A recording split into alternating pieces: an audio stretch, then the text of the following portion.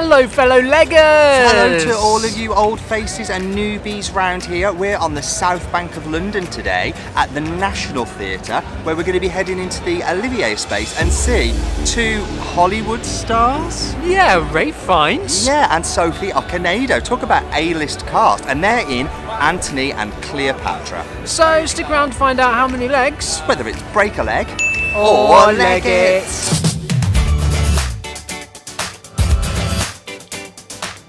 So, Shakespeare is what we've seen this afternoon. Antony and Cleopatra. Yes. I don't know anything about. Do you? No, I've never seen a production of it. It's one of the lesser produced Shakespeares. There's ones that we see all the time. Hamlet, Othello, again. Midsummer Night's Dream. Again. Macbeth. Twelfth Night. But this one not so much. But we did see, was it earlier this year or last year, Julius Caesar? Yeah, that was it last year, earlier this year? And this is, as we understand, the next one on from that. Yeah, sort of like a sequel. It's like Shakespeare was doing The Godfather Part 2 when he was doing Julius Caesar Part 2. So what do we need to know about this? Well, it's, as you mentioned, the follow-on from Julius Caesar is it follows Mark Antony, who, if you remember, at the end of Julius, sort of gets the throne, like he gets the kingdom, gets the empire, and we follow him to the fringes of the war-torn empire as he now rules in the wake of Caesar and the assassins' deaths. He meets the Egyptian queen, Cleopatra, and the two fall deeply in love, but soon passion and politics become dangerously entwined. Surely this is a lovely, bubbling, boiling pot for a Shakespeare drama. Yeah, it sounds like it's got all the elements, doesn't it? Yeah. Oh, interesting. But starring as the icon of beauty and glamour herself, Queen Cleopatra, is Sophie Okonedo. Okay. Sophie's previous stage credits include The Goat or Who is Sylvia, which also starred Damian Lewis. Yes, which was at the Haymarket in 2017. She made her Broadway debut in 2014 in a revival of A Raisin in the Sun, for which she won an Tony Award for Best Featured Actress in a Play. Gosh. Yeah, on screen she's known for her roles in movies such as The Secret Life of Bees and Hotel Rwanda, for which she received an Oscar nomination. She's pretty, awards, she's doing pretty well. She's also got an OBE. What? I know, just throw them all at her. Did you see Hotel Rwanda? Yes. How was it? I remember it being a good film, but I don't remember her specifically. Well, I know she's luckily fantastic. enough, the Academy did. Yes. And they nominated her for an award. Lucky it's not down to me to make those decisions. Isn't it just? Other A-lister in this is Ralph Fiennes as Mark Antony. Ralph has a stage credits list longer than your arm. He's a seasoned Shakespeare interpreter. Most recently, Richard III at the Almeida with Vanessa Redgrave, which was fantastic. Had a broadcast. I loved that. You loved it. Yep. He's also Lord Voldemort That's himself. probably where you're going to know him from the most. Yeah, that's where the masses. Unfortunately, he's a fantastic actor, fantastic Shakespearean actor. Voldemort. Do you know what? I'm basically. sure he's not ashamed of it. I mean, it's probably paid for his third house, that gig, so I'm sure he's fine with it. It's directed by Simon Godwin. Now, Simon also did Twelfth Night and Beaux Stratagem and Man and Superman here at the National. Man and Superman had Ralph Fiennes in, so they've got a working relationship. Fantastic. Yeah, 3.5 hours. Including the interval. 3.5 hours, that's 3 hours, 10 minutes. If you don't get to the National to see it though, it's getting an NTLive, so you can pop to your local cinema where you could probably have a few more creature comforts than you get at the National. I'm thinking popcorn, I'm thinking the opportunity to nip out to the loo without it being too distracting, although we don't encourage it, and please put your phone away. But we're here to see it, and that's where we're going to head right now. So stick around to find out our 30-second interval breakdown thoughts. And how many stars we're going to give the piece. We've come to the interval, which means that it's time for the break-a-leggers 30-second interval breakdown. Go! What do I think? It's one I don't know, as I said, so I'm finding it interesting to know what's happening. I think there's some very strong performances going on, some lovely projection of the text. A bit slow in places. How about you? I mean, the strength is in the performances, and most certainly the star of the show is the Olivier stage in this production. I'm glad that it's being utilised to its fullest, and I think that's a real skill of the director. So yeah, pulling out all the stops, story slow, not really that bothered.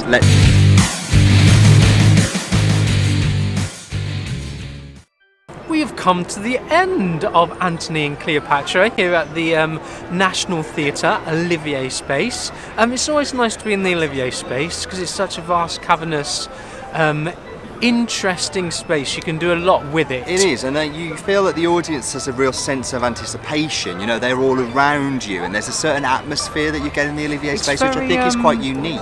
Yeah, it's very amphitheatre-esque, like almost going to the roots of theatre, like Greek theatre. It's very reminiscent of that, which makes it very special. Anyway, what did you make of Shakespeare's Antony and Cleopatra? Unfortunately, I found it distinctly average, with a couple of exceptions. One being the performances, and two being the use of the Olivier theatre space. Outside of that, I've got to say I'm unmoved. I was not drawn into the story in any way. Is that the piece's fault, or is it just Antony and Shakespeare's works I fault? think it's a combination of this particular Shakespeare being, in my opinion, not his A-list work. Not a Romeo and Juliet, not a Midsummer Night's Dream, not up there as one of them that's like a must-see. Okay. And also, just poor direction in some parts, to be honest, with regards to just not drawing out some of the drama and making me, as an audience member, invest in the stories that were being told. Okay, I thought the performances were fantastic. I don't think you could ask for a better cast. I just don't think that the piece is that good, and it's full. It's full. Yeah, it's 3.5 hours. Solid, long, draining hours. And I don't think that there is a Shakespeare that doesn't benefit from a good pair of scissors and a bit just chopping out some of the what I would call superfluous stuff. I'm sure there are Shakespeare lovers who love every single line ever written. Every single little syllable has I think to be sometimes there, you can just chop it down. Do you know what I mean? Stick to the main plot points, power through, because it's the elements are there. We start at the point there. where we finish.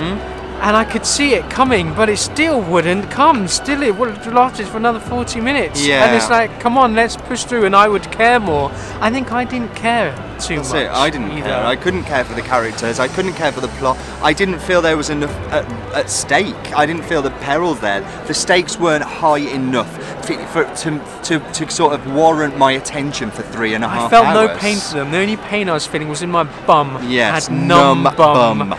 It's a numb bum one. But that I think is just Antony and Cleopatra the piece. Yeah, Antony and Cleopatra is not, I don't think, in my opinion, it's not a great piece of work. It's an epic by way of length. You touched briefly on the set. Olivier's space, like I say, they've got the lovely drum that can come up and revolve. Yeah. They make full use of that. And I did feel when that was being used at its height, there's a certain scene that has a submarine in it, and I felt my breath being taken. I thought, wow, this is a stunning, beautiful, epic reveal. Which, to be honest with you, only works in conjunction with the score. The score really builds and drives, and that was an absolute. For that moment alone, and the fact that we didn't pay a huge amount for our tickets, it was worth it, because you don't see that in every production in the Olivier. So no, we have seen productions in every space where it's just been the may best as well have stage. not bothered. Yeah, may as well have not bothered. And when they're capable of so much. Anyway, yeah, so that was let's great. talk about the designer. Let me find a name for you. So the designer is Hildegard Bechler. I feel like we've seen some other stuff of hers before, but I may well be wrong. She's got a very long list of credits. Too long to go into in detail. But you know what? It was great. Also, I really loved the costumes.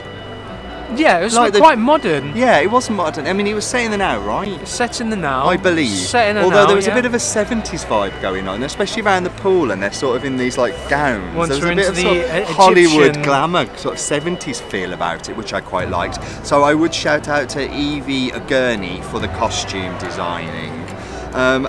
Michael Bruce for the music, we've already mentioned it, definitely notable. Yeah. Performances, let's leave the top billing till last, I think. Okay, was there anybody else you wanted to draw out? Yeah, Tim McMullen stole the show for me. I've got to say, he was almost my favourite one. We'd seen him previously. Ina Barbus, and he was just fantastic. Where do you know him from? We saw him in Hapgood, I believe, at the Hampstead Theatre. And he was superb there. Do you know what? I would go so far to say as never has Elizabethan language in this Shakespearean text been so comfortable in a man's mouth. Okay. I just felt like he owned the words. He ate them and, oh my God, savoured them. And to hear those words said by that man was blissful. He's a very characterful actor as well. Once you see that face as well, you always recognise it. Did you think you'd seen him before? Yeah, but I couldn't work out where. Okay, but now also liked Octavia. Hannah Moorish. Hannah Moorish. Again, we saw her in Julius Caesar at the RC, I'm sure, because I recognise her face. Yeah. And she, again, Titus Andronicus as well. Poised. She was in Rep, so we've seen her a couple of times. She was great. She is Anybody else you want to pull out? From the ensemble, not particularly. I mean, there's quite a vast cast, and they're very busy. Yeah. They did have a lovely, nice action sequence in the second act, kind of the war moving around these big columns. Yeah, and there was some pyro as well, some pyrotechnics, which are always welcomed, especially when you've got 3.5 hours of this text. It's nice to shake it up, and that suddenly brought our attention. So that was gunshots. Really beautifully choreographed. Yeah. They lost you then. That was our special effect. What else? Anybody else? No. Okay. Well, we've always liked Fiennes Okonedo. Oh my God, I hope that's right, because we've seen him in so much now. We have. We've seen him in Barbershop Chronicles here at the National. He was in The Vote at the Donmar Warehouse. Channel 4's Banana Cucumber. Yeah, he was in those. He's great, and I like him a lot, so he was good in this. He had a very nice scene of being chased into the pool. Yeah, there's a swimming pool on stage, interestingly.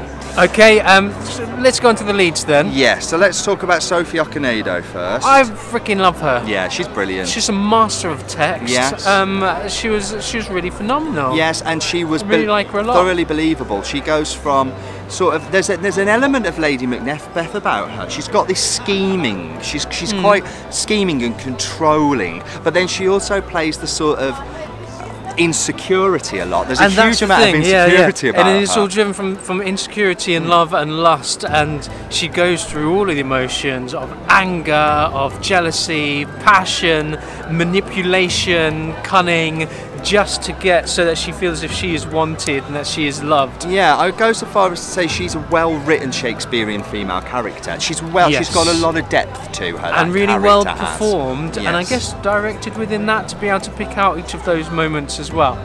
Great.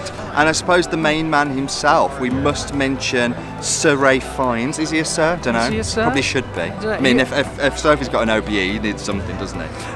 Again, he was just very good, very competent. I like him a lot. He's very committed. I mean, this is all Shakespeare's pretty much of this level are high drama. Yeah. This is no conversation as such. It's extreme of emotions. It is extreme of emotions, and I really felt what he was saying to be true. I also felt what he was saying when he spat in my face because we were on the front row, and that's always just there. I got a bit of spit. Always a joy to be spat in the face by Ralph Fiennes. I mean, it is, and I think that's a real. I noticed that a lot of the actors, and I noticed that specifically within the Olivier space. And I think it's because it's such a vast cavern. They really want to get the words out. They have to, and they've really worked. The voice coach really works on their technique, on their diction, and as such, the mouth is just salivating all over to make sure this instrument is used. It's like a drooling dog at some points, wasn't it? Talking of feelings and stuff, what's your feeling on him killing himself? Did you think something went a bit wrong? Yeah, I don't think with the blood bag could go off, to be honest with you. Poor Ralph Fiennes. It happens to the best of us. And you know what? I was thinking, everyone. It was less of a sort of stabbing, more of a sort of Japanese. You know, when they sort of rip their guts out. So it was that sort of emotion. And I was thinking, he can't get the blood back. He was literally he can't get the blood 45 back. 45 seconds. Yeah. But he owned it. He was like the proper. And I was really stabbing I was myself. thinking about the other actors in the wings that couldn't see him. Probably gone, he's really milking this tonight, isn't he? He's really feeling this death scene, isn't it? Yeah, someone's in for him today. Gosh, he's going to getting their money's worth here. But that was quite fun, to be honest. But I mean, there's no real spoilers there. You know straight from the off it's a doomed love story. Yeah. So everybody dies. It's one of those Shakespeare's. Well, not everybody. Actually, no, because for me there wasn't enough death throughout. I would have. You wanted more death to make it more interesting. I don't want it all at the end. I've waited too long for it by then. I want sort of like buses coming. I want scheduled killings. Okay. Do you know what I mean? I want enough to keep you interested. I want them to be on a sort of a conveyor of death, rather than just it's the prize at the end. You got that, Shakespeare, for your next one. Conveyor of death, please. Yeah. But do you know what? I think we'll round it up. So for Antony and Cleopatra at the National Theatre, which is also getting an NTLive, so be sure to look out for that. We are going to give 3 stars for this piece. Yeah, 3 stars. I can't elevate it above the 3 because of unfortunately the story just wasn't for me.